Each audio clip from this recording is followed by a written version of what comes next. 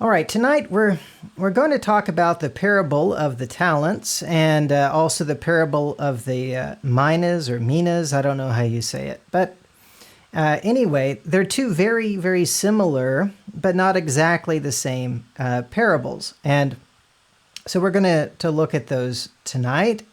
And these are found in, the parable of the talents is found in Matthew chapter 25, as we started looking at some of the parables there last time. So in Matthew chapter 25, and in verses 14 through 30, Jesus says, "For the kingdom of heaven is like a man traveling to a far country, who called his own servants and delivered his goods to them. And to one he gave 5 talents, to another 2, and to another 1, to each according to his own ability. And immediately he went on a journey. Then he who had received the 5 talents went and traded with them and made another 5 talents. And likewise he who had received 2 gained 2 more also. But he who had received 1 went and dug in the ground and hid his Lord's money. After a long time, the Lord of those servants came and settled accounts with them. So he who had received 5 talents came and brought 5 other talents, saying, 'Lord, you delivered to me 5 talents. Look, I have gained 5 more talents besides them.' His Lord said to him, 'Well done, good and faithful servant. You are faithful over a few things. I will make you ruler over many things. Enter into the joy of your Lord.' He also, who had received 2 talents, came and said, 'Lord, you delivered to me 2 talents. Look, I have gained 2 more talents besides them.' His Lord said to him, 'Well done, good and faithful servant. You have been faithful over a few things. I will make you ruler over many things. Enter into the joy of your Lord.' Then he who had received the 1 talent came and said, 'Lord, I knew you to be a hard man, reaping where you have not sown, and gathering where you have not scattered seed. And I was afraid, and went and hid your talent in the ground. Look, there you have what is yours.' But his Lord answered and said to him, 'You wicked and lazy servant, you knew that I reap where I have not sown, and gather where I have not scattered seed. So you ought to have deposited my money with the bankers, and at my coming I would have received back my own with interest. So take the talent from him and give it to him who has 10 talents. For to everyone who has, more will be given, and he will have abundance. But from him who does not have, even what he has will be taken away. And cast the unprofitable servant into the outer darkness. There will be weeping and gnashing of teeth.'" All right, so when we look at this parable, we find there's a man who's going to go on a journey, and so he calls his slaves and entrusts his possessions to them. So they're his things, but he's trusting his slaves, his servants, with his things. And I think pretty clearly this represents Jesus going to heaven, and he's leaving his disciples in charge of his possessions. So the church is his, the world is his, everything is his, and so everything we have is Christ's, and he has given it to us in our charge, but really it belongs to him. When we start thinking that these things are ours to do with whatever we want to do, we've forgotten who's really in charge and who has given us these things and why he has given us these things. So he gives these 5, these servants, one 5 talents, another 2 talents, another 1 talent, according to their ability. And we find that Jesus gives different disciples different levels of responsibility. And so some are responsible for their families, some are responsible for a church. You know, if you think of a father, or then there's an elder, those are differing levels of responsibility, but they're still very much a responsibility we have from Christ. And so whatever we are given, that's what we are responsible for. And so we must look at what the Lord wants us to do in whatever position we are in. There are those who are more capable than others, mostly because that's just the way God made them. And it may be that for whatever reason, through training and other things like that, they have a greater ability in different areas. But they have more responsibility if they have greater ability. And so you find that the one who received the 5 talents went and traded with them and gained 5 more talents. The one who received 2 talents did the same thing, gained 2 more talents. And so we find that these that received this greater responsibility took it seriously, and they did what Jesus wanted them to do with his things. So they see, okay, he's given me something really valuable, really important. I better be busy doing this. But then we find after a long time, the master came and settled accounts with the slaves. And of course, Jesus will at some point judge each of us. He will return one day, and we're going to stand before him one day. And he's going to see how we dealt with the responsibility that he gave us. And we need to be thoughtful about that we're going to be judged based on what we did with the things that Jesus put in our lives, the opportunities, the resources. How did we use them? He's going to be judging us based on those things. And so we find that the master considered the ones who went and traded with his money as being faithful servants, and he gave them much more responsibility. We could say that's a promotion, right? He rewarded them, even though we may not always feel like more responsibility is a good thing, but it is in this parable. That's the idea. It's like getting a promotion. And so Jesus is happy when we grow.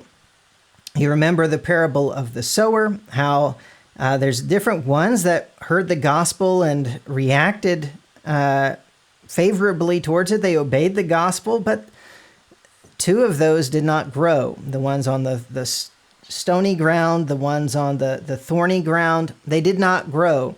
It's only the ones that grew that Jesus is happy with. And we're only going to grow when we use his things in his way. And so we need to look at what he's given us and look at what he says he wants us to do with it and start doing that. And when we do that, we will start growing and receiving more, increasing what he has given us into more things that can be used for him. The one who received the 1 talent in this parable told the master that he was afraid of him. So he did nothing with the talent, but he hid it in the ground. And so there are those who obey the gospel, but they do not grow. They just want to stay the same as they were in the beginning. They don't take their responsibility seriously. Maybe they don't see that their responsibility is that big. I know there's a lot of Christians who don't even think, being at church is that big of a deal. They don't understand the responsibility of gathering together to encourage their brethren.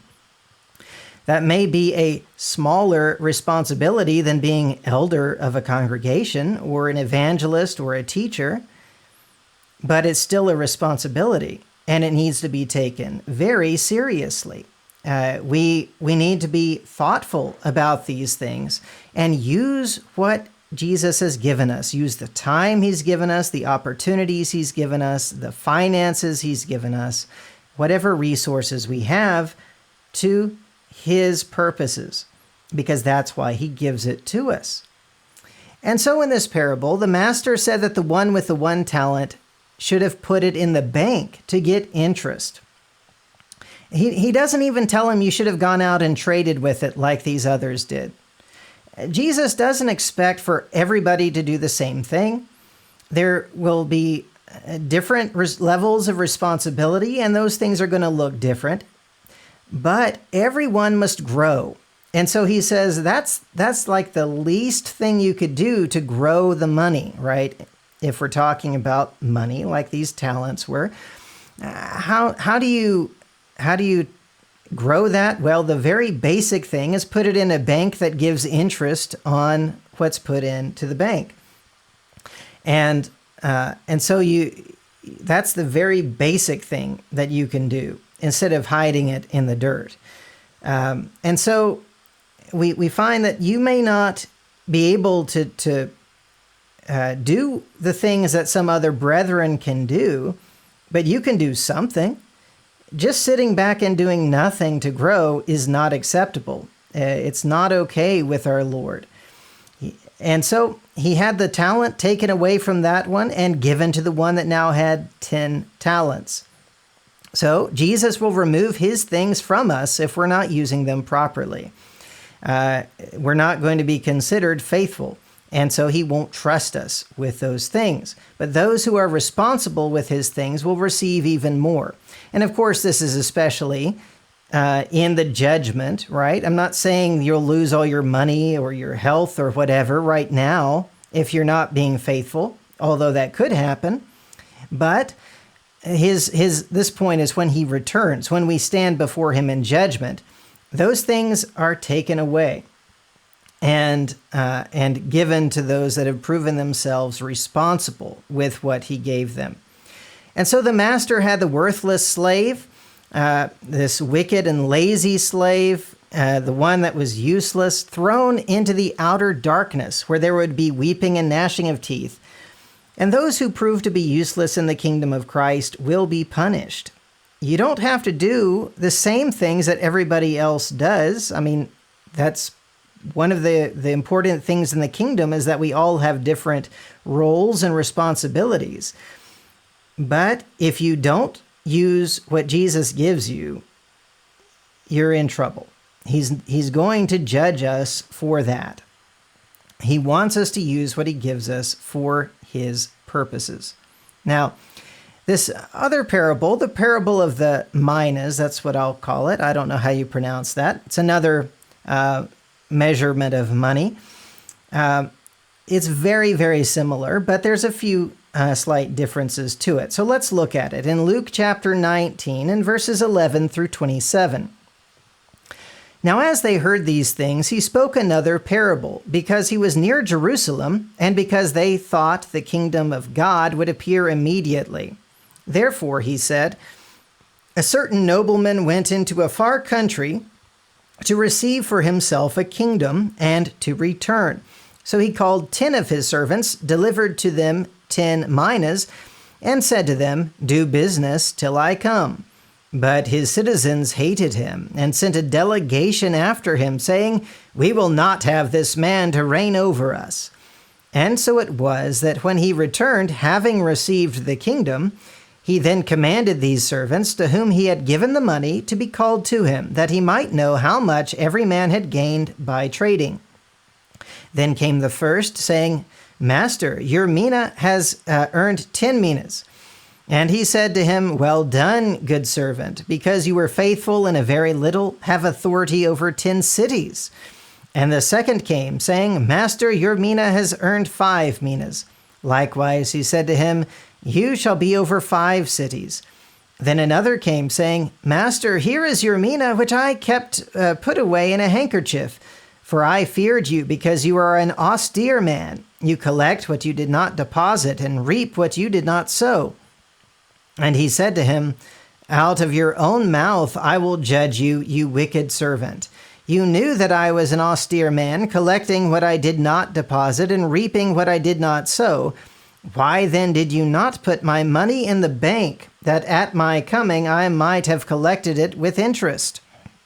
And he said to those who stood by, take the mina from him and give it to him who has 10 minas. But they said to him, Master, he has 10 minas. For I say to you that to everyone who has, will be given, and from him who does not have, even what he has will be taken away from him. But bring here those enemies of mine, who did not want me to reign over them, and slay them before me. All right, so in this parable, this man was going to go to a far country to receive a kingdom and then return. And of course, we know that Jesus went to heaven to receive the kingdom from his Father, and he has received that kingdom, and he will return at some point. And we find that 10 of his servants each received a mina. And so in this parable, it's not that he gives different amounts to different servants according to their ability. He just gives each one the same amount. So Jesus gives each disciple the same amount of resources in this parable. That's the idea. That doesn't mean everybody has the same things in this life, certainly not. But we do have different ways in which we can serve the Lord. And not all can use them as effectively as everybody else, but each has the resources that they need.